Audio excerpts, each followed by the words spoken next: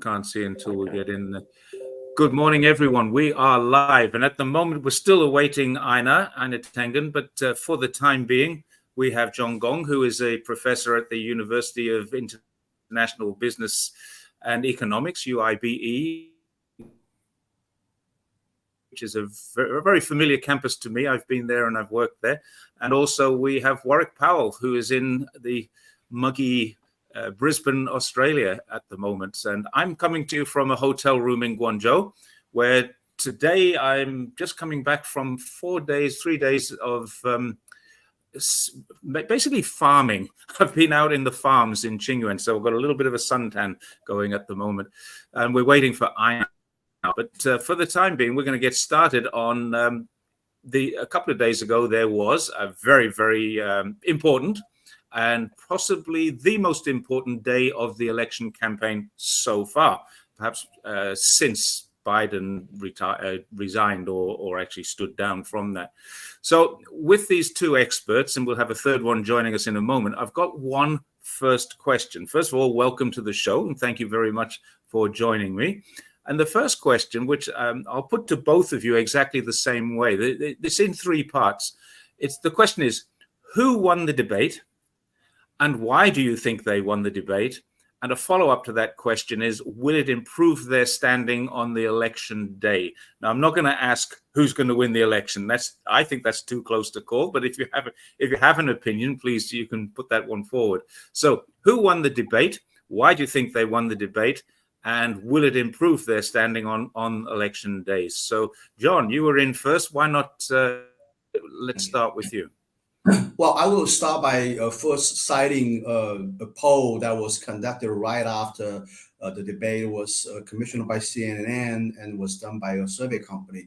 The sample size is fairly large. I actually checked that survey quite carefully. It's a sample size about 600 people. And resoundingly, the people say that Harris has won. It's about 60-some percentage, right? And Donald Trump has only about 37, I remember, if I remember this correctly. But you may treat it with a grain of salt. CNN, of course, is very pro-Democrats. But nevertheless, I think there was a lot of valid points in that survey. And also, judging from my own point of view, I'm just citing a source, but judging from my own point of view, my observation is that up until the 30 minutes into the debate, it was very, a balanced kind of a debate. But after that, Donald Trump just started to falter. And he faltered and he faltered. And eventually, I think it's almost like a collapse or meltdown, from several perspectives. One is that, he's talking about these things that are totally untrue. He was caught, as a matter of fact, caught lying red-handed twice, right? One was, quoting that dog and cat eating incident in Springfield, Ohio, right? And that was a total lie pointed out by the moderator, David Mura. And the second lie he said is that Harris met with Putin, which is totally also a total lie, and it was rebutted by Harris on the spot. So and also I find it's very bizarre that he keeps talking about the same point time after time. That is the point about illegal immigrants pouring in, resulting in, bizarrely in my view, the crime rates in the rest of the world, according to his words, declining, and the crime rate in the United States going up. I mean, this is just crazy stuff, I think, and it's totally untrue, as also pointed out by someone, I think by one of the moderators as well. So I think clearly he is losing ground, and he shows he's angry. He keeps rumbling, and look at his postures, and it just doesn't give a very good impression in my view. So overall, I would say that this is a watershed event in my view. We all know that the polls have been showing very close race, especially in a couple of key battleground states. But I think this event is going to swing quite a bit of voters, and we're going to see that, in my view, in the next few days from the polls. You think if there's a swing of voters, because it's very, very close, they will swing towards Kamala, and that will, on election day, make a difference. John? Yeah, well, I mean, I think the question is with respect to how many swing voters she's gonna persuade. I think in my view, this election boils down to essentially two swing states. One is Pennsylvania, one is Georgia. I mean, there are also a couple of other swing states like Nevada and Arizona, and some people also say maybe North Carolina. But I think look at the number of votes in these two states, 19 and 16. From Trump's point of view, I think his only path to victory is to win both states. He doesn't have another choice. He has to win both states, Pennsylvania and Georgia. From Harris' point of view, she will have to win either of these two states, and she can go into the White House, in my view. So the question really boils down to whether this event has any impact on these two states. I think it does, especially I think in Pennsylvania. I think the issue in Pennsylvania is that there are actually quite a lot of white voters, working class voters in northeastern Pennsylvania. I mean, it's a very white area in northeastern Pennsylvania for cities like Scranton, Wicker Spa. I used to live not so far away from that place. Biden won that area because he was brought up there. He was brought up in Scranton, and the voters resonate with him very well in that area. But I don't think that's the case for Harris. And we remember that Biden won Pennsylvania not by a very large margin. So the question is, how much Harris can afford to lose these voters. And I think that the debate yesterday will have some marginal impact on that group of population in Pennsylvania, and may be able to keep the slim margin for the Democrats in the state of Pennsylvania. I think that's probably, I think if any impact at all, it's going to impact more the small, white working class voters who are likely to vote for Trump, and some of them probably will be persuaded by this debate. Okay, thank you. And Warwick, who won the debate? Why do you think they won the debate? And will it affect election day? Well, I'll answer the question by actually flipping it on its head and suggest that the appropriate question is who lost the debate? And I think who lost the debate is the American people and the citizens of the world. The event, the spectacle of a televised one-on-one is really part of the ongoing pantomime of American infotainment that basically props up the pretense of what is in effect a Potemkin democracy. It is a figment of the popular imagination that the American political system and the institutions that define it represents anything other than a kleptocratic arrangement designed from day one, a few hundred years ago, to ensure that the interests of the elites, whether they are the business elites or the slave-owning elites, were able to keep control of the masses. And today we see a debate, or yesterday we see a debate that reinforced, in my view, the institutionalized vested interests at work that have continued over the course of the last many decades to undermine anything that could claim to resemble a popular vote, let alone a genuine national interest perspective on where America needs to go. So I think that the big losers are the American people, broadly speaking, and the people of the world.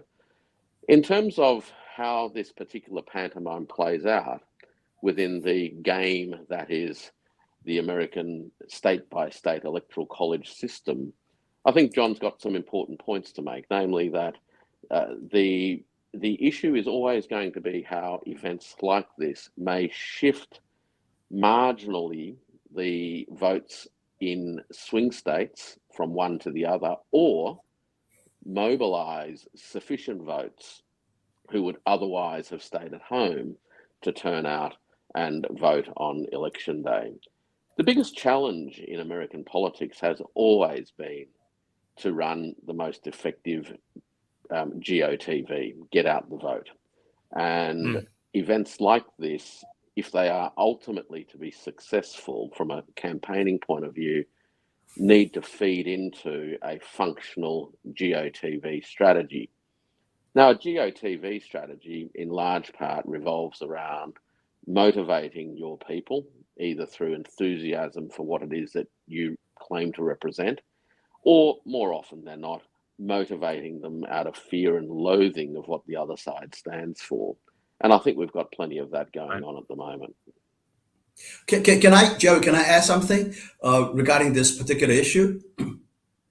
Okay. Sure. Yeah. So I think it may also have some impact on another issue here.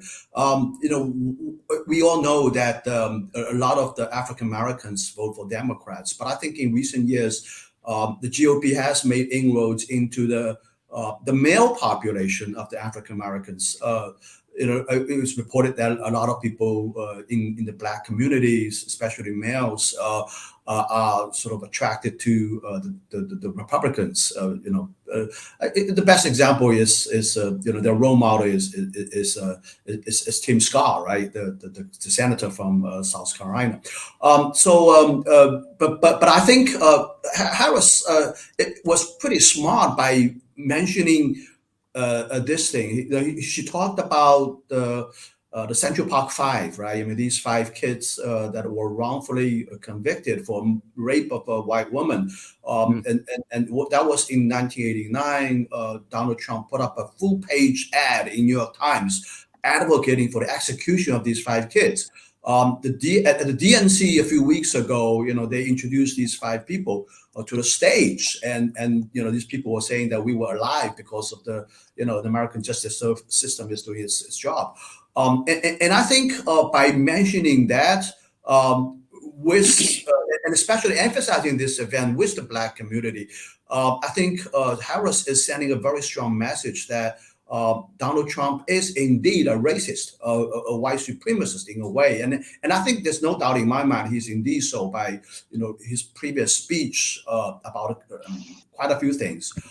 So I think this actually serves as a very strong reminder to the African American community, especially the male population of the African American community, that you're actually voting for a racist, you're voting for a white supremacist. And I think that probably will have an impact as well in states like Michigan, in states like Georgia. Georgia has a very large Black population, 30%, the highest population of Black Americans in the United States. So I think, both from convincing some white voters as well as convincing some Black male voters, I think that debate probably does make a difference. Okay, thank you. Welcome, Ina. We will come back to you in just a moment because Warwick is just answering the very first question we started with, who won the debate and why they won it, and do we think it will improve their standings on election day? So Warwick was partway through that, but we'll come to you with the same question in just a moment.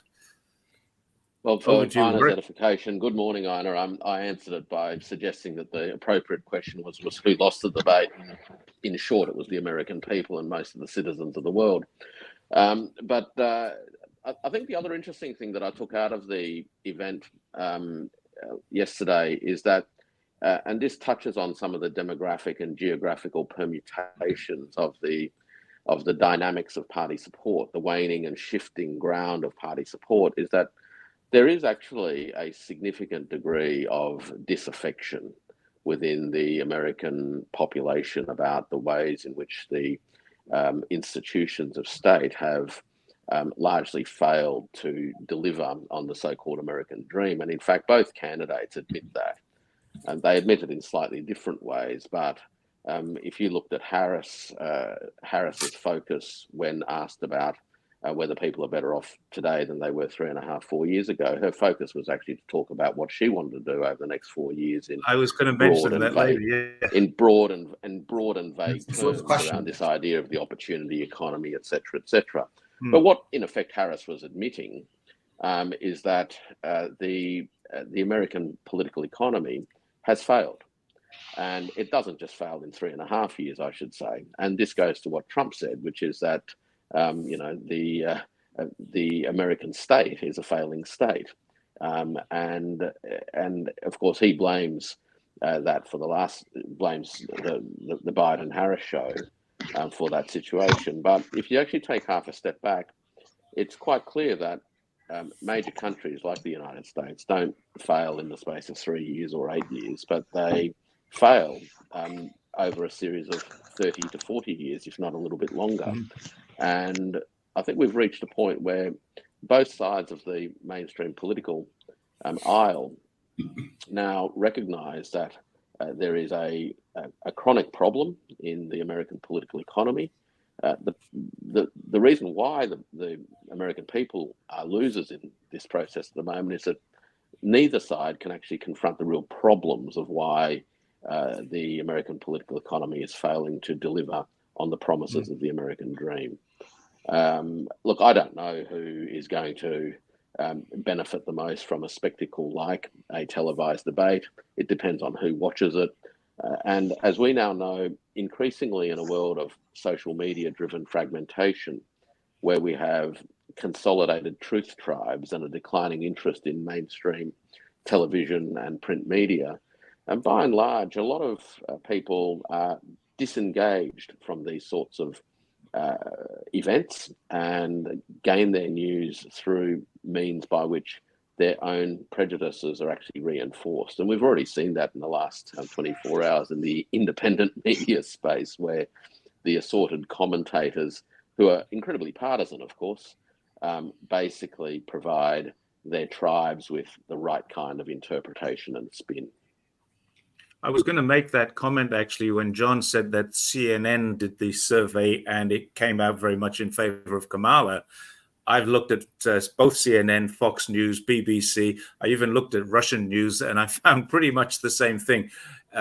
Russian is actually independent of all of this, but depending on who they want to win is who they think won the election. And I would say if I was a Trump fan, Trump did very well. If I was a Harris fan, Harris did very well. I would actually say that if whichever one I believed most strongly in, that's the one I think won. And to be quite honest, I don't think either of them won. And you're right, the American people have lost. So welcome, Ina. Thank you very much for joining us. We started off with this question: who won the debate and why they won the debate? And do you think it will improve their standings on election day? What do you think? Well, I was actually listening. I just wasn't able to get on, so I'm going to agree with Warwick on this. It was the American people who lost. There was, obviously from an optics point of view, Kamala Harris won. She was younger. She was more engaged. She went out. She shook his hand. And she was able to bait him. But, at the end of the day, she needed to introduce herself in a substantive way, something that changes from these two old guys. Because, let's just take one issue, debt. All right. Notice that there wasn't really much talk about it, no substance, no plan. 35 and going up to $36 trillion, running out of control. Everybody is flashing warning lights. And yet, in a debate about the leadership of America, there was nothing about it. It was a nothing burger. Why? Well, Donald Trump added somewhere between, this $7.8 trillion to the deficit. And guess what? Biden, during his term, added $7.9 trillion to the deficit. Now, to be fair, understand that when you're president, the amount of debt that's being added while you're president is generally associated with past policies and laws that have been already put in place. So you're not really responsible for them unless you get that second term. But both of them added forward-going debt through the policies and the laws that they promoted. In Trump's case, he added $8 trillion forward. That means that as a result of his presidency, there's $8 trillion that was going to be added to the deficit. And Biden is about 4.3 trillion. So by any measure, the US is out of control. And you have two people up on stage who are purely going for optics, nothing to do with the substance. I mean, trading barbs, making Trump charge around like a demented bull when you say that his crowd size are small. Yeah, that scores points. But to your point, Jerry, this issue about how much will change mind, if you look at that CNN poll and then the subsequent, only 4% of the people watching said that the debate would change their minds. Now, obviously, there's going to be a lot of fallout, a lot of discussion, more could happen, but it just shows this kind of allegiance. You're either, for Kamala or you're for Trump, and there's very little in between. Now, one of the things that's discounted, and I heard John talking about the individual states and things like this and how they could go. Remember, there's this group I always call the angry voters. And what they do is they show up only during presidential election times. And they don't follow politics. They're not really interested in anything. All they're interested in is whether or not there's more money or less money in their pockets. And today there's I think over 70% of the people are living paycheck to paycheck.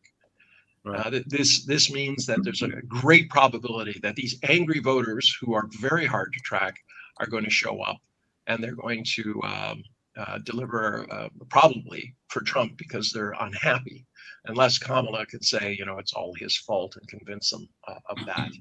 And again, when the pollsters, both trying to anticipate Trump in his last two things, they underestimated the actual numbers of people who are going to vote for him. And the pollsters are trying very hard to capture them, but it's very hard to know, to really project people who only show up occasionally when they're angry. Right. Yeah. So Warwick, you used to run a polling company. How can they overcome that problem? Well, it's actually very, very hard these days. In the days when I was in that industry, people still had landlines and there were no mobile phones, right? So we were able to undertake large-scale data collection activities based on demographic and geographical sampling techniques that were very, very robust. Since the proliferation of mobile phones or cell phones, together with the demise of landlines, we have seen a chronic set of problems in sampling for polling companies, and it's most evident actually in the political fringes, if you will.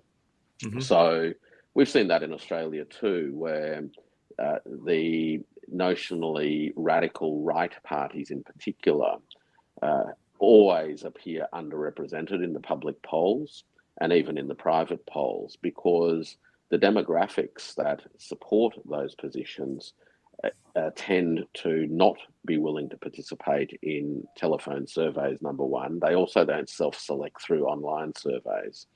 And they also, when they do get polled, often withhold their views because they don't, for all sorts of reasons. There's lots of qualitative research which explores why people who vote, for the so-called radical right tend not to say that they'll vote for the radical right when they're polled. Right. So we're seeing, I think, from memory, in the last election, the polling numbers underestimated on average the Trump vote by 3 to 4%. And that's a very significant number, particularly when they're concentrated in swing states. And I wouldn't be surprised if the same challenges arise today. John touched on earlier this idea of the young black male demographic. my sense is that it's not just the black male demographic, but the young male demographic, generally speaking, has been particularly energized and angered really by the failure of the American dream to deliver on the ground. And that is a group of people who really fits that angry voter classification, if you will, and they are almost impossible to pick up in polling. So, right. Yeah. Well, that makes sense. Oh, and social media doesn't help either, does it? Well, social media creates tribes. So the way that social media works is that it proactively funnels people through algorithms and recommendations so that birds of a feather increasingly flock together. Truth tribes are created which self-reinforce the preconceptions and existing biases, and the willingness and ability to receive alternative information and points of view diminishes every day.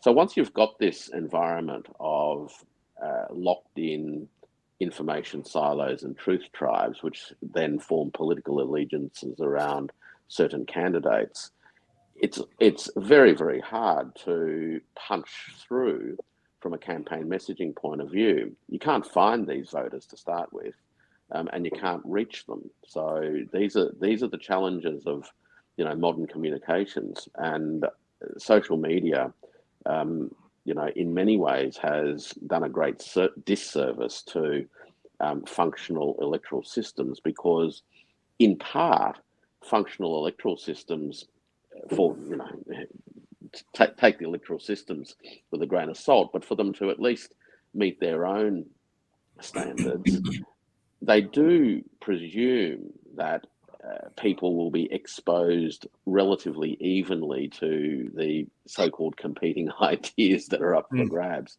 and that's not happening anymore. No, the algorithms prevent that. So, Dr. John Gong, question for you here. There's several problems. I know that you're something of an expert on the American election system.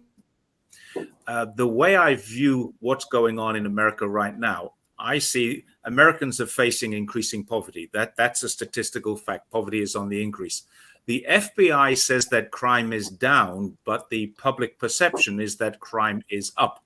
And this is a kind of a dichotomy inside of America. And I think part of the reason why it's down, and Trump did hit on this, he touched on this, where he said that they don't give you all the information. The FBI hasn't, they've left out certain states and certain cities.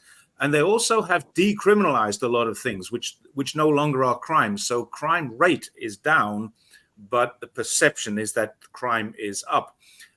Media is not representing this correctly. Drugs, homelessness, firearm problems. There's another couple of firearm mass events just happened very recently in the last couple of days. These are all being ignored. Why are these are pressing issues for American people, and yet they hardly got touched on yesterday? Why is that?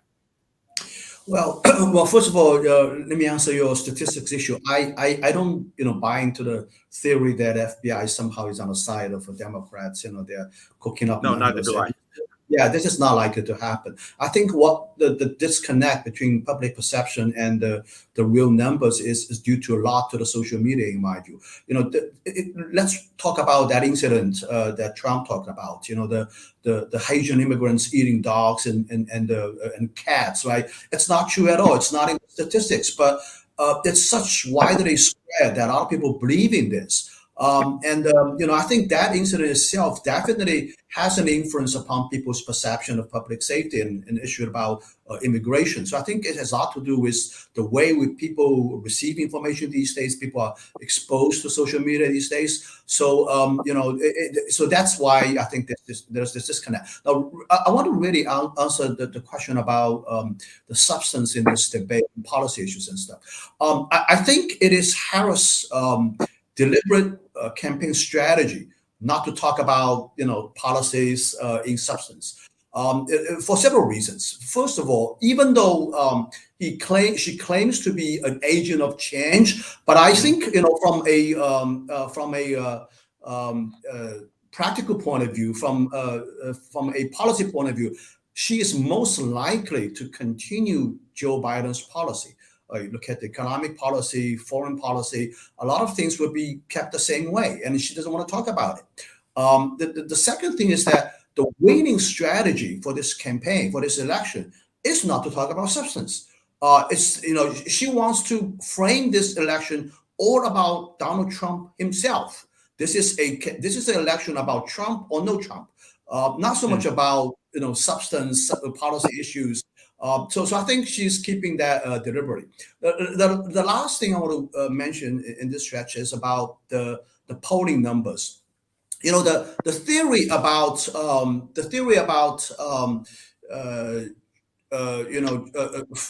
favorable votes for Trump being underestimated started actually in 2016.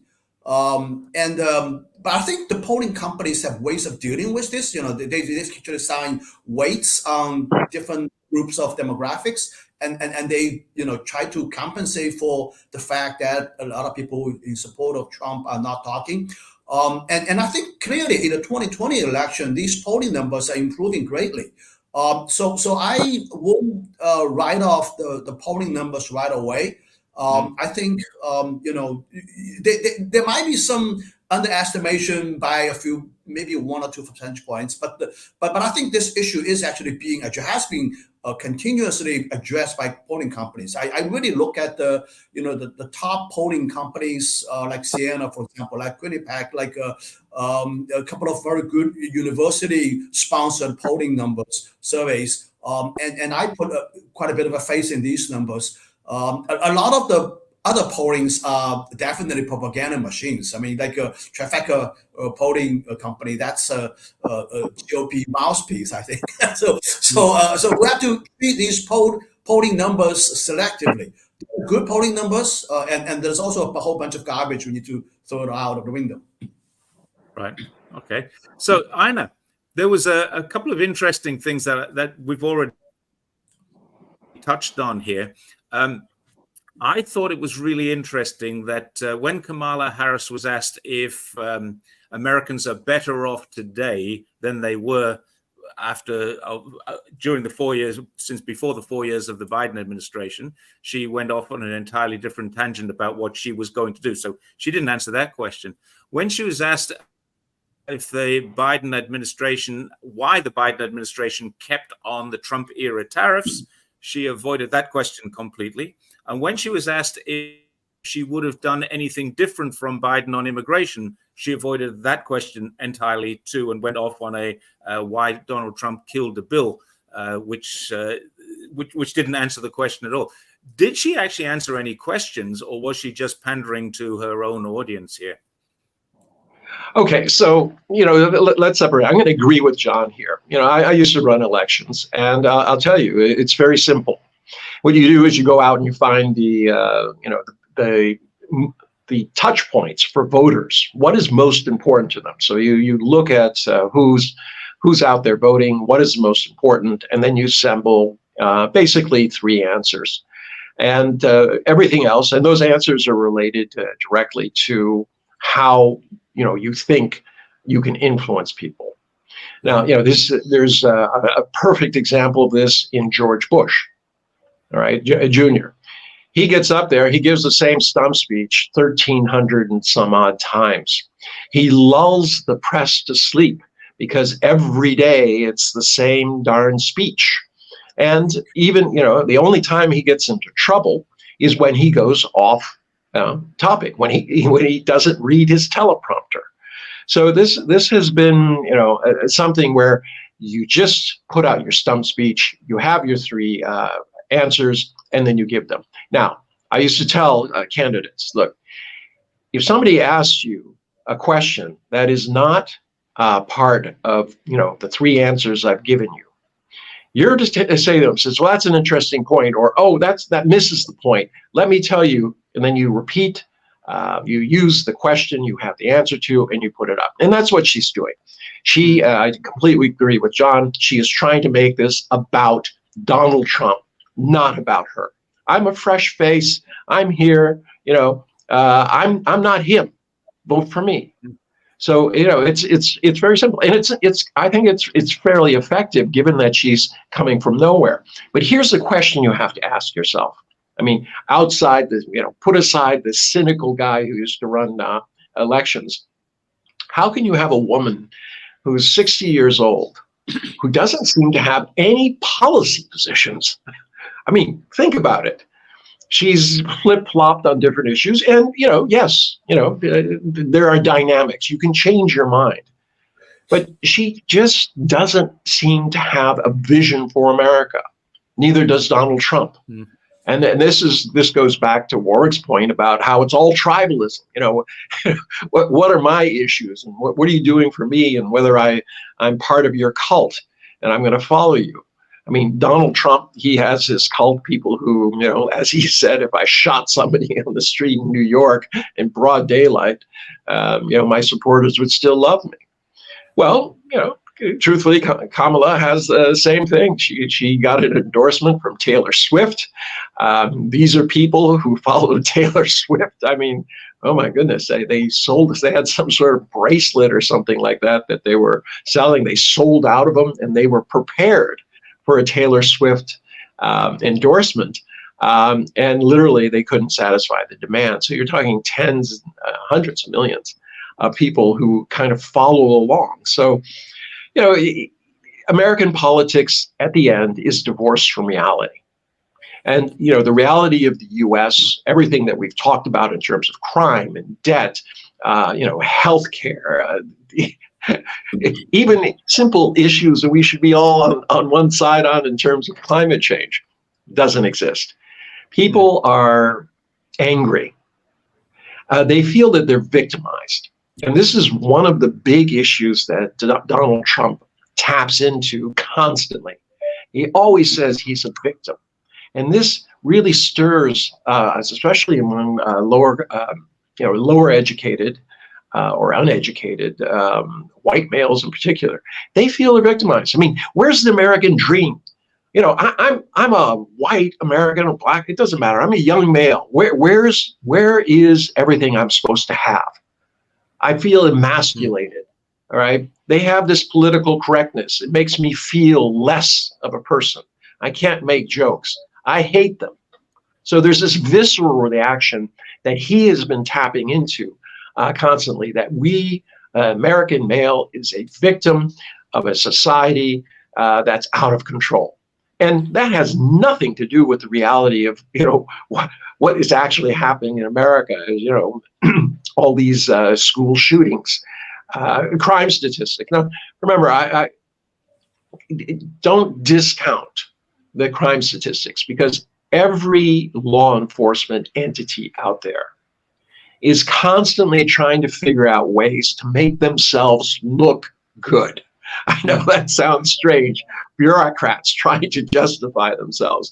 So, don't put this into the political arena so much as just the normal bureaucratic nonsense that goes on and will continue to go on. So what I'm saying at the end is, we expect, especially outside the United States, we expect some sort of reality.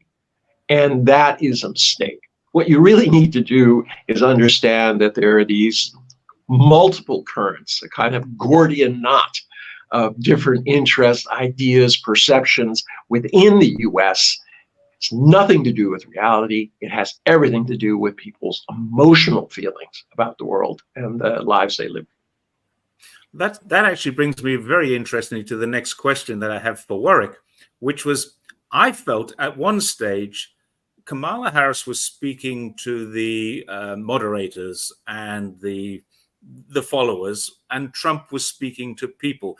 He basically said one thing which resonated with me, having been, I'm an ordinary person. I just live an ordinary life, and I get an ordinary salary. For many, many years, I was in that position. And there was a period of time living in Australia where the mortgage interest rate went up to credit card style interest, and I was living hand to mouth, month to month. In fact, not even month. I always had too much month left at the end of my money, as the best way to describe it. I never had enough money each month.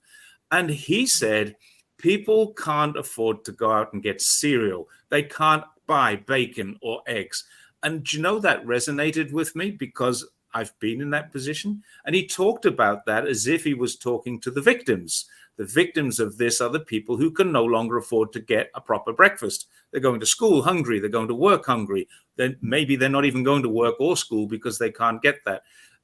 But he also went on a little bit to say that the whole world is ripping off America. And Kevin Wayne mentioned this right at the beginning of the show. Can we pick up on this? The whole world is ripping off America. Is that the best thing that America has got now, to play this victim card? Well, you can try and play the victim card, but I don't think the majority of the world buys it. It's hard to buy the idea that that America, which spends plenty of time reminding the world that it's the most important, the most exceptional, the most needed, is also the most victimized. So it can delude itself with that, but I don't think anyone else in the world buys it. But that aside, the issues that in effect both Trump and Harris acknowledge is that the quality of life today for a large proportion, and I would argue a growing number of Americans, is worse than it has been in the past. So you take this housing repayments issue, for example.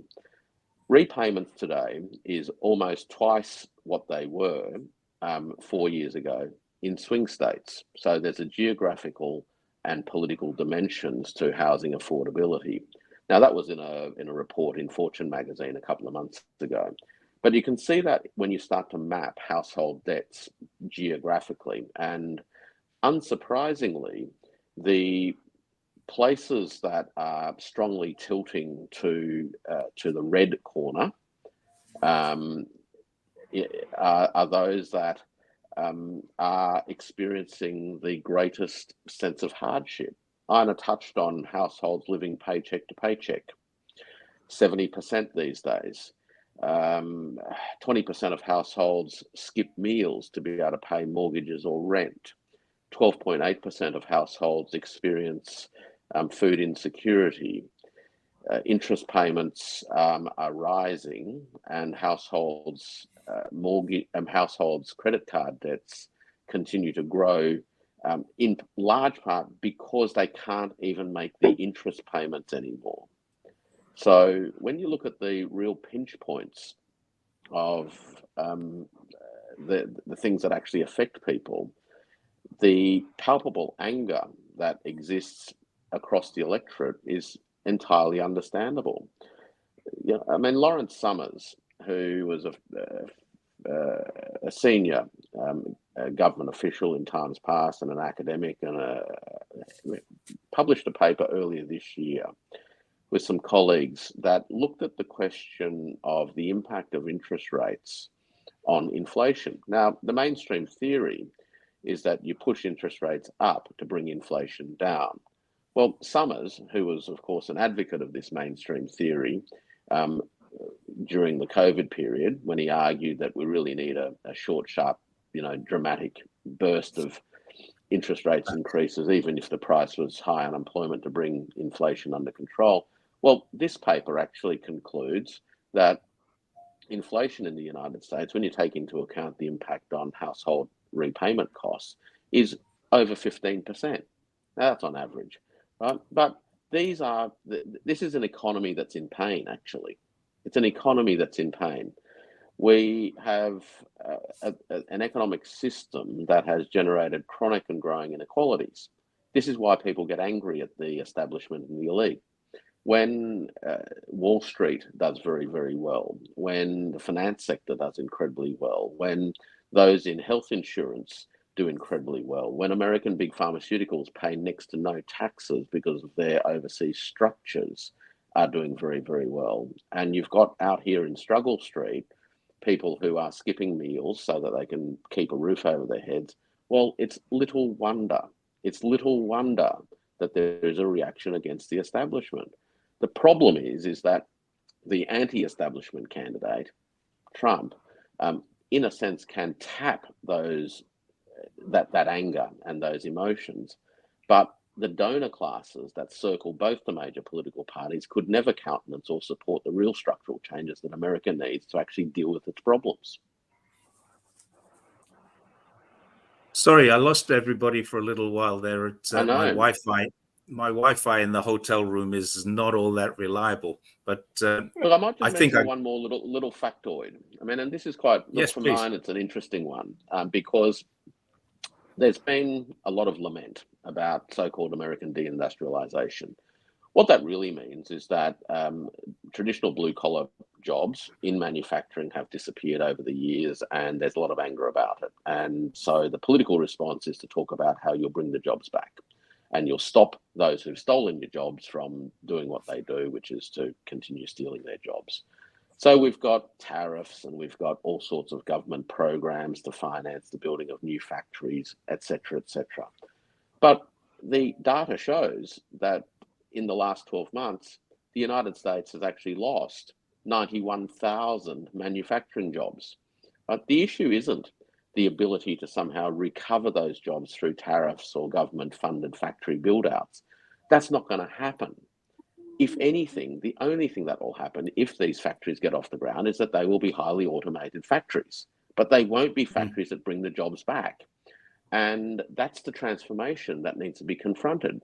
And unless you can actually reinvest into the people themselves through training and capacity building, so that those who are displaced through job losses as a result of technology change, not trade, but technology change that has been going on for over 50 years, if you don't redistribute the benefits, the net aggregate benefits of trade, so that those who are displaced by economic transformations can have a new future, then eventually what you've got is the America of today. Both of these candidates actually deep down know that this is exactly what's happened, but neither of them have the capacity, the courage, or the gumption to actually confront these issues head on. They can't do it. This is what I mean when I say the voters are the losers, because institutionally, the setup, this Potemkin democracy, the facade that the show is run by the people for the people, isn't any of that at all. And we have these spectacles, the debates, which serve to mainly entertain the insiders who talk about it, and that includes us, and not address the issues that affect people's lives. Opportunity economy. Come on, give me a break. You know, this hasn't been an opportunity economy for 50 years. This is why the joint is angry. Right? If it was just a little 3-year problem, well, you know, a little cyclical blip, we'd move on. These are structural problems. Right? This is not an opportunity economy. This is an economy for the wealthy. Right? That's what it is. It's a rentier's economy. Right? You'll never have an opportunity economy unless you tackle the rentier class. And none of them will do it because they are the biggest beneficiaries of the rentier. The political system is living off the rentier economy that it creates. Welcome back, Jerry. I made it. Rant over. Just in case you were wondering. Well, I missed the middle of it, unfortunately. I made a comment. There's more of the same. He's good at it. I made a comment in a video the other day that I made that in China, you have a very different kind of election process, in that the people at the grassroots are elected to represent local people. They're basically elected by people they know in their village, in their county, in their towns. They're elected because they have a record of doing stuff, and they serve the people that elect them. And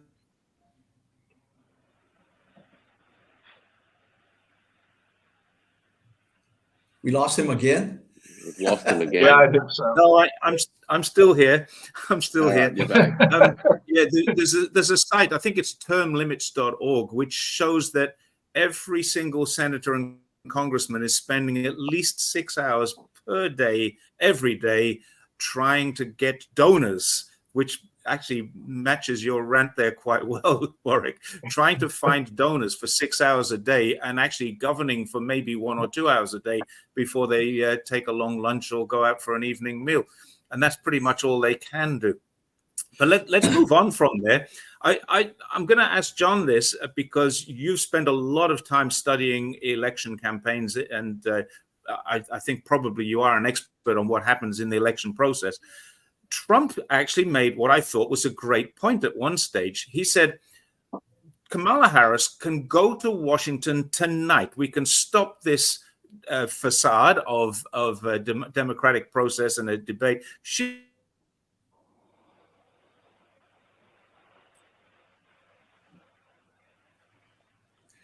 I think Jerry's point is that he was trying to say that she could pass laws, and that's absolutely not true. Right. No, that's not true. I think the Biden administration is very much constrained by the political landscape in Congress, particularly in the House. He's a what we call a lame duck president. He can't do anything these days. I don't think he's interested in doing anything these days. He's just going to spend. Yeah, he's just going to spend the rest of the time enjoying. I do want to address the issue Warwick brought about. I think it's a fascinating issue about the reshoring and manufacturing going back to the United States. And we all know, actually, a lot of economists agree that the same old style of manufacturing going back to the United States is not going to cut it. It's not going to be competitive because the wage level is way so high that American companies cannot do manufacturing the same old way. It has to be automated. There's a trend toward automation, right? So, this brings about a very important issue. That is the structural change in the labor market. The kind of labor force the modern industries are looking forward to is not going to be the same as people used to work for GM factory in Detroit. It's not going to be the same anymore. But the problem, I think the solution Warwick was talking about, capacity building, training people, I don't think that's going to be a way to do it. There's no way you can actually train these people. People in their 40s, close to 50 years old. You talk to them to try to change their knowledge structure to orient towards a job, something entirely different. I don't think that's going to happen. The federal government has done a large amount of work like this, and in my view, it's all money wasted. There's a saying in the United States that it's very difficult to train old dog new tricks, right? So as far as the skill set is concerned, I think this is very cruel to say this. You just write off that generation. It's very difficult to I'm sure they're happy to hear that. Yeah, well, let me also point out, this is not an American problem. It's a general problem. And in China, we have the same problem here too, right? We have people in their 40s and close to 50s. We have immense pressure in the job market, and unemployment rate is very high. Talking about retraining these people for something else, come on, I don't think that's going to happen. There's a structural change in the economy. There got to be a structural change in the labor market. And that structural change is going to have frictions. What we call in economics, we call it frictions. That is that some people are going to be winners, a lot of people are going to be losers. And that's a very cruel fact. And I think the best way to help these people is just to, like what the 2020 election, when we have a presidential candidate, Andrew Yang, remember? He was talking about $1,000, at a minimum income for a lot of people affected by this. I think that's a fairly sensible way of doing this. Just give people a minimum level of income so that they can have some decency in living their lives. And they may be able to do something, but ultimately, I don't think they're going to have the same kind of a lifestyle they used to have before this industrial. I would call this even the new industrialization, essentially. And it's every revolutionary event, something like this happens. It's very difficult for a lot of people. That's just a way of life, I believe. Yeah, could I just add something to that? I know you don't agree with it. I don't agree with John, so you add and then I'll jump in. Look, I think that there's the politics of things, which of course means that openly admitting that there's nothing you can do for a big chunk of people who are being displaced is probably a difficult political sell. So that's the first problem, which leads, of course, to the fact that people feel compelled to do something, and it goes to John's second point, which is the probability of success of intervening and doing something. And I think we've got a complex environment. Australia went through a very significant structural change when tariffs were lifted in the 1980s across all of our manufacturing industries. And you saw a dramatic fall in the numbers of people employed in manufacturing in absolute terms and also in relative terms.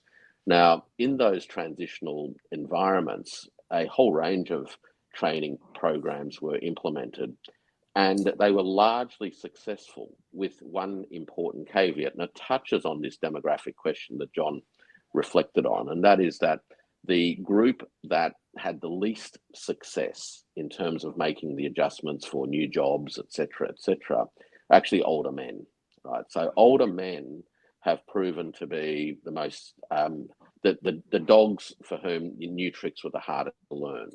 But anyone from 25 through to 50 was actually far more capable of developing new skills and adapting than many would assume. It was those who are older than that experienced substantial difficulties.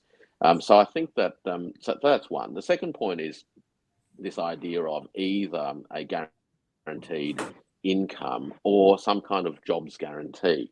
Now that's a different public policy proposition altogether, and whether one agrees with it or not, the sad thing is that these aren't ideas that are subject to any rigorous or substantial public policy debate in the United States at the moment, which means again that there's a tacit recognition that the current setup isn't working, but no one's really prepared to have the hard conversations around how does one facilitate and manage the structural and social transformations that are inevitable.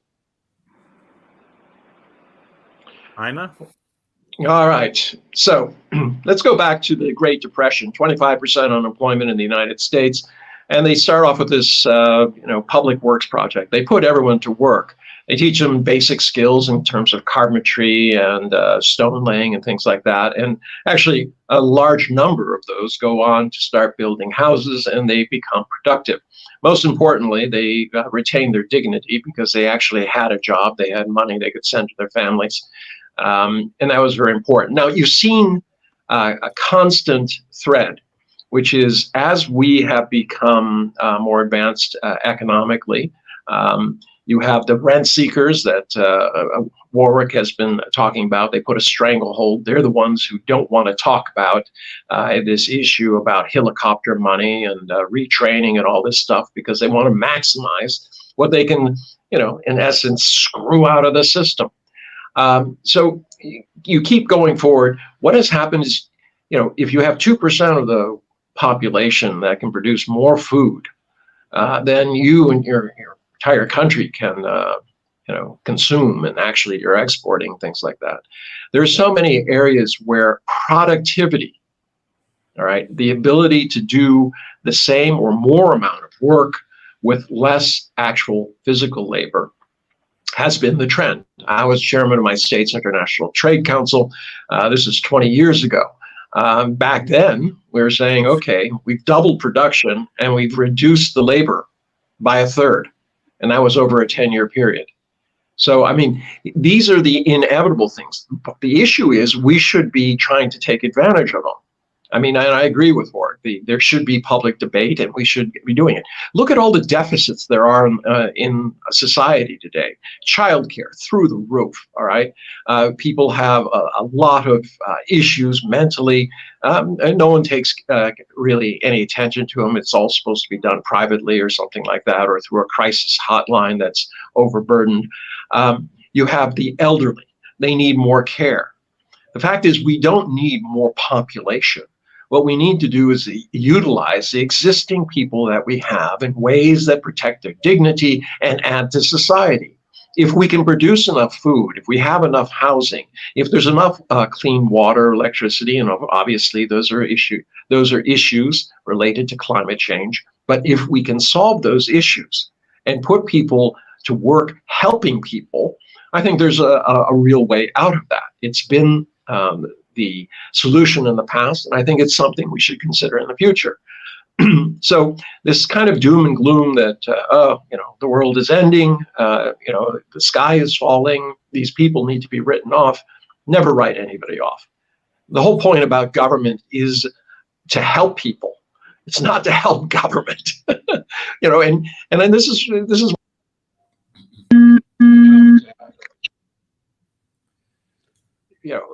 when the United Nations said there's no way to reduce poverty beyond a certain level.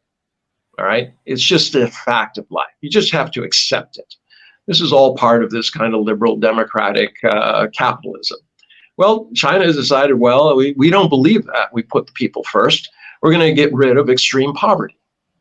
Right now, and they were successful to do it, and it's a continuing thing. It's not something you raise your hands up and say, oh, victory. But in the United States, we have 10.1% poverty. What is anybody doing about that? Did anybody discuss this at the debate? No, of course not. It was all about victimization and opportunity economy. Well, gee, I live on the street. What's my opportunity? Right? I lost my home. I don't have a car. Americans are angry, and they really should be angry. They've been sold down the river by their masters, the people who are seeking rents for them, the people who actually are funding these bloated candidates who don't talk about issues. All they talk about is optics. They feed into emotional issues without ever dealing with the reality of where people are today. So this is the real schism I see. It's not that we don't have solutions, it's that we don't currently have the leadership to implement them. Do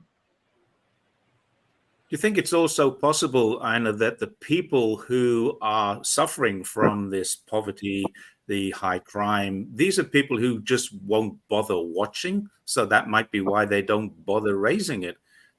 Why raise an issue that the people watching aren't affected by, but the people who are not watching are very, very heavily affected by this? Do you think that might have something to do with it? Well, Jerry, you're asking a very potent question, because you're questioning democracy. You're in essence saying democracy doesn't work because those who are least enfranchised get steamrolled, and that's the truth. Who's going to spend time trying to get the homeless vote? They can't vote, or they don't have the time, or they're so busy or out of it, or they're on drugs or whatever. Why would I care about them? Right? There's that old saying, the measure of a society is not how it treats its best, but how it treats those most in need. And America is failing that test. And that is really going to this issue of values. What are American values today? Victimization? Is that a value, or is that just a complaint? You look around the world at the developing countries, and they kind of scratch their head. How is it that the most developed, wealthiest, powerful country on earth has been victimized by me, all right, and my country, all right, and the rest of the global South? Yes, all we had was our dignity stolen by, first the Europeans and then the Americans, and they took, by the way, they took all our resources at artificially low prices, but we're not the victims. It's the U.S. with a high standard of living. All right, this is what is creating this divide between the rest of the world and the developed world. Just this unreal sense of entitlement that comes from societies that are at the top. I mean, it's unbelievable. Generally, it's the poor, the people who are disenfranchised. They feel that they have been, that they have some entitlement to a basic living. But instead, you have the wealthiest, most powerful, insisting that somehow they have been shortchanged.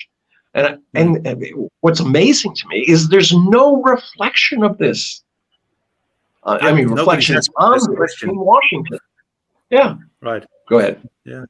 So we're getting to that stage now of the show. This is called Jerry's Take on China, my show. So I think what I'd like to do is to move into a final phase and say we've got a lot of things that we could have covered here. But when it comes to the election, when we get through November and into January and there's a change of government, will there be any change as far as China is concerned? Now, the reason I want to ask this question is because all four of us have a vested interest in China.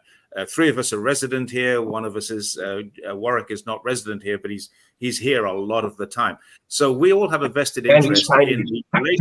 Sorry, sorry, I missed that. And he is Chinese. Yes. So the one who is not resident is Chinese. That's true. Yeah, that's a very, very valid point. But yeah, we're in a position here where we have a situation where, at the moment, the two largest economies on earth are one is treating the other as an adversary, and the other is saying, we really just want to cooperate. The other is not believing it. What's going to be different after the election? Any opinions on this, John? Yeah, well, of course, it depends on who is going to be in the White House. I think Harris is most likely to inherit the Biden policies vis-a-vis China. He's going to, pretty much do the same things as Jake Sullivan has been doing, and continue down that path. But if Trump comes to power, I think we're going to see a seismic change. A really seismic change. Firstly, of course, he's talking about 60% tariff. I think he's pretty serious talking about that, and I think that he's very likely to recruit Robert Lighthizer into the cabinet to serve some kind of the rumor is that he's going to be the Secretary of Commerce. And you look at the articles, the writings, and interviews by Robert Lighthizer. He's seriously talking about a very, very high tariff, and we're really talking about almost 100% decoupling. But implemented maybe over a period of time. So that's going to have a huge impact on China. I just did I've done a back of the envelope calculation, $400 billion of exports to the United States, and that's almost 1.5 to 2% of GDP in China. So that's going to be a very, very big change, and Chinese government is going to respond in kind, and we're going to get into a tumultuous point of period, and that's not going to be good in my view. So, and we're just talking about the economic side of things, and I think foreign policy, geopolitics, it's going to be very, very different. So I think that's going to be a big change. Now, I also very briefly talk about the inflation issue. You guys have been talking about. It's very unfortunate that inflation in the United States is causing most of the problems we've been talking about here, especially for that small group of people who are really on the fringe and they're suffering. I don't mean to say that I'm not compassionate about these people. I did indeed advocate for some minimum payment for these people. The issue, I think, is that inflation happens as a result of a combination of two things at the same time. One, of course, is the COVID. The second thing is the war in Ukraine that's driving up the oil price. So I think this is it may be related to the structural problem, but I think we shouldn't underestimate the impact of these two system shocks. Essentially, the one war, one pandemic, and they happen to be combined together. And I think that's the real reason why we are seeing this big inflation. That's all I'm going to say. Okay, thanks. Warwick, what do you think? Is there going to be a change, even if there is no change with Kamala, or will there be a change? Will there be a change with Trump? Look, I think part of the answer lies in what the composition of the Congress will look like.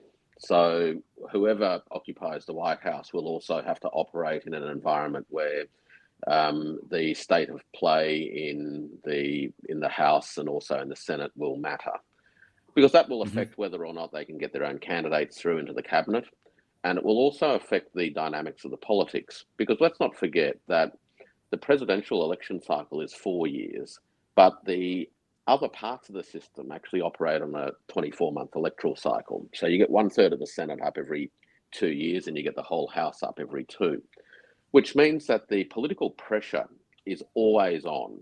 And when the political institutions don't actually have answers to the structural problems that besets America, they will inevitably be driven towards trying to blame others. So this victimhood question, or this victimhood approach in an environment of chronic displacement anxiety, is going to be like a very dark cloud that sits over the Capitol building and over the White House every day of the week going forward.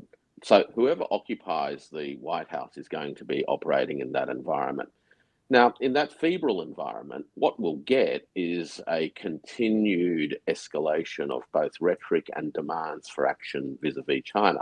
And that's largely because things aren't actually getting much better in the United States. And two, the effectiveness of the previous bunch of escalation policies vis-a-vis China haven't worked. So the response is, well, double down. We haven't done enough. Let's make it tougher and harder. And once that environment happens, the escalators eventually prevail. And we've seen that in relation to the wars themselves, the hot wars. Right? So we start with a situation where, you know, there's a few red lines here and there, but eventually the escalators chip away and win and shift the red lines. So I think that eventually, whatever it is that that Trump's people are advocating will become normalized, and the Harris administration, if it is a Harris administration, will be driven to progressively adopting those kinds of measures because they've got to answer to a 2-year electoral cycle anyway. So I'm not sure that we're necessarily going to have a dramatic difference between the two, because I think the drivers that push the political system towards particular kinds of responses, the cultural drivers, the structural and economic drivers, are largely the same. There might be some differences in style, but I suspect both of them will be pretty aggressive and largely escalatory when it comes to China. I think the last thing to bear in mind, I'll end on this note, and that is the question of the hot war. Both sides in the United States are committed to hot wars around the world. The only difference is an attitude vis-a-vis the Ukraine situation. So we've got a political system or an establishment that is 150% committed to prosecuting a hot war in West Asia and to continuing to support the genocide in Gaza. You've also got political forces in the United States that are committed to escalation in the Asia-Pacific region. Both sides will continue to do that. So we're going to enter into a very hot period, basically, regardless. Interesting point. Einar, is that entering into a hot period something similar to the fall of the Roman Empire? Well, that was a little different. The Romans were using barbarians. The barbarians weren't only at the gate, they were actually inside it. I don't necessarily show it, but I mean, yes, I do agree. America's an empire. It has been. The question is, does it make a transition to a civilization? China is a civilization. I mean, no one would dispute that. The difference is empires look to solve their problems externally. We need more land or resources. We just take them. We think that we need to control other economies or nations. We just do it. And, you know, there's really no justification for it other than we're a powerful nation. In order to remain powerful, we will do what is necessary. Anyone who challenges us, that will result in an asymmetrical response. So you sneer at me, I'll beat your children to death. That kind of response. And that was very much the Kissinger, mantra. He never apologized for the millions of people that he killed. It wouldn't even occur to him to do that. And he espoused this idea that we're a great power, and to remain great, you have to do sometimes terrible things, but it's good for everybody, or especially for us. Then you have Reagan, who comes along and he says, oh, it's a shining city on a hill. Well, what does that mean? That means that we are now God's appointed agent on earth to corral the world into some sort of uniform, homogenized, liberal democratic capitalism. Well, that doesn't work out. So when we come down to this issue of Trump and Harris, I always say it's two paths to the same cliff. With Trump, yeah, there's this idea that somehow he might, cut his losses in Ukraine, tell the Israelis just to bomb the crap out of Hamas even more than they have and just be done with it. But he could, in theory, end a lot of those hot conflicts. He's not prone to conflict, even though the people around him are. But at the end of the day, he's going to, destabilize the world. And when he does that with these tariffs and things like that, it's like not that America's appetites. Remember, America consumes $2 trillion more of stuff than it produces. It imports all this stuff. That's why we have a trade deficit. So, you're just simply rearranging the deck chairs on the Titanic because you're going to buy it from somewhere else because you can't afford to competitively make it for yourself unless you want to face massive, massive inflation. So that will affect the rest of the world. You'll start to see more conflicts. We have 54 conflicts, active ones going on now, the most since World War II. 92 countries are involved. No one talks about all the rest of them because there's only 2 or 3 that matter to other people, but they certainly do matter to the local people.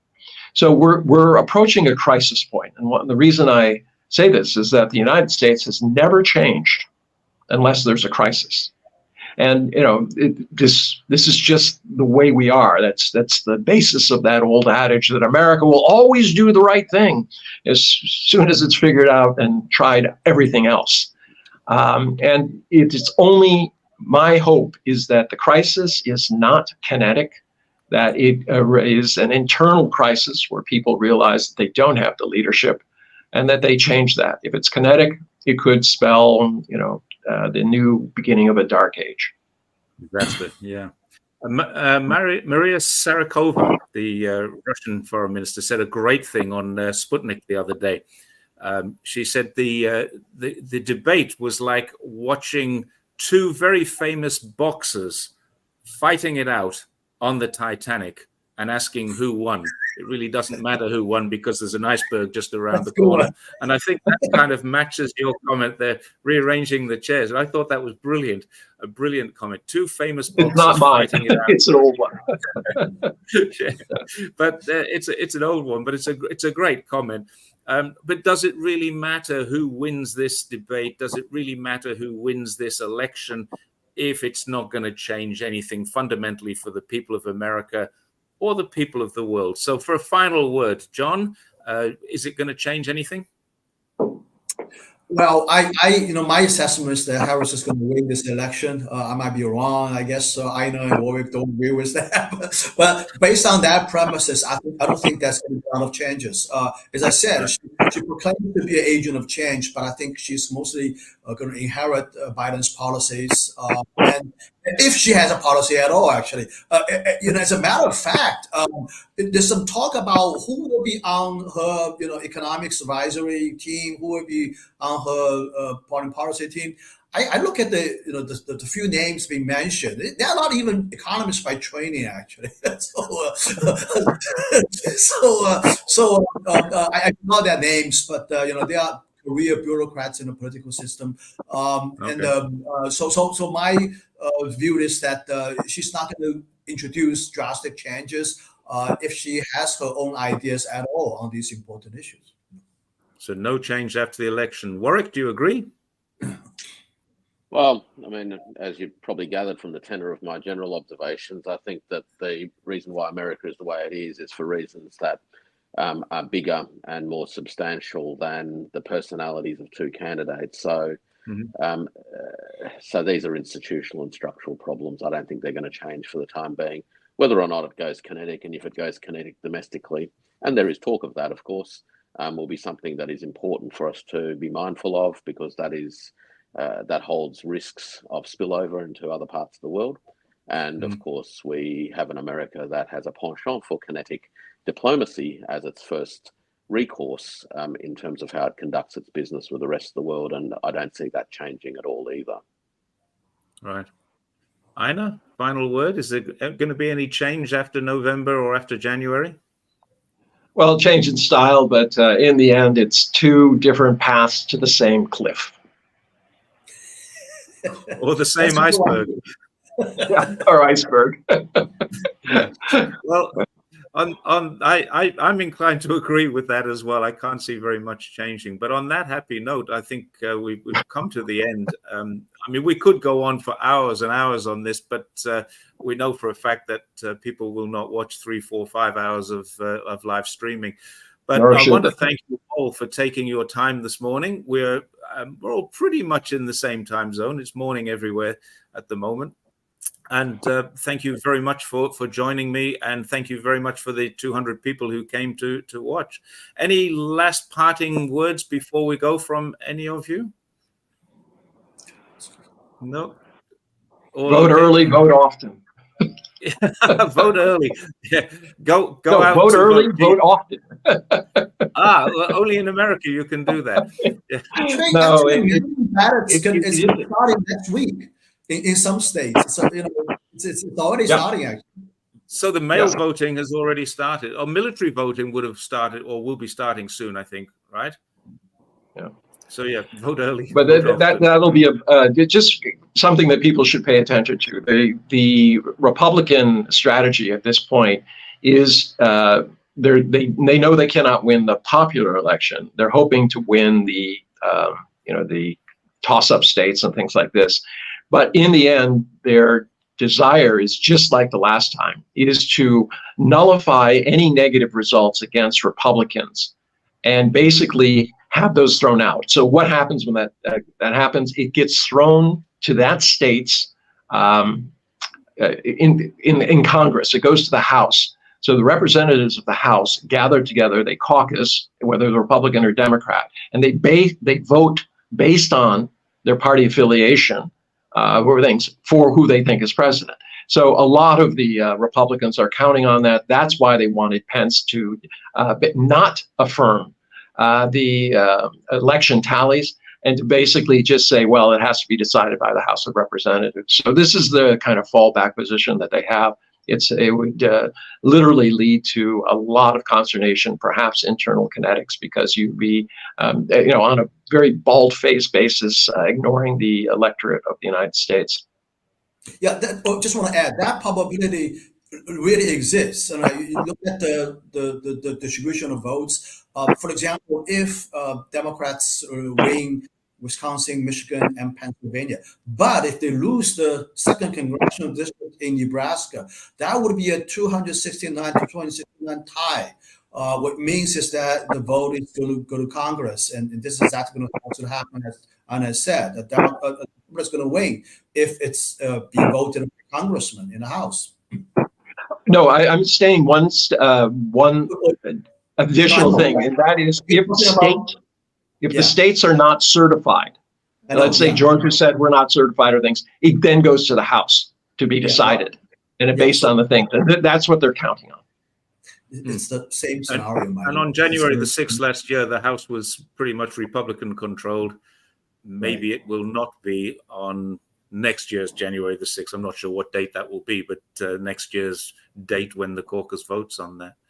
Very interesting. Can we get together in about a month to perhaps discuss the peaceful transference of power? I would believe in that. Can we bring guns? I will need protection, Jerry. Can we bring guns? It depends where you're based. Both Kamala and her VP pick are gun owners, she told us yesterday. So, yeah, she's not going to be banning guns. Yeah, you can bring guns to the show. No problem. Between now and then, BRICS will convene in Kazan, where potentially a new payments framework will be rolled out, which will be not an insubstantial rock thrown into the pond. And we've already seen Trump, of course, make noises about how he would react in that environment, which is to slap 100% tariffs on everybody if they're not wanting to do business with the United States. Now, I mean, it's kind of an odd way of responding, which is you don't want to do business with us, so we're just going to punish you anyway. or punish people who might have thought about buying your products anyway. Right. But we're going to have, I think, an interesting 10 days or thereabouts between when BRICS meets and when the United States election is actually held. And that will be an interesting period to watch. Well, let's reconvene. I would love to reconvene. Great. Oh. And yeah, you can, for anyone who wasn't I'd love to sure hear what, more from people who follow the elections very, very closely. yeah. And I mean, for anyone who's when wondering when what John goes through local state by kinetics state and all of that, it's like great, fantastic. There's a lot there to absorb, and I'm glad someone is keeping abreast of it all. John does keep abreast of that stuff. So I was going to just finalize on one point. The domestic kinetics is another way of saying civil war, right? Nice way to put it. A very, very nice diplomatic way to put it. Someone's just said, I need to work on my kinetic diplomacy. It's right. And gentlemen, let's please, if you're all okay Sure. to do this, let's reconvene in about a month and have a further discussion, because by then we might have a slightly different picture. We will have the BRICS issues going on at that time, and then maybe we can see a different pattern. So is that okay with all of you? We reconnect in about a month's we'll still time. have the same candidates. Okay, no, That's also Make no assumptions. let's make no assumptions and reconvene in a month to discuss it then. Yeah, Thank you very much, great. gentlemen, for joining us, and also thank you very much, everybody.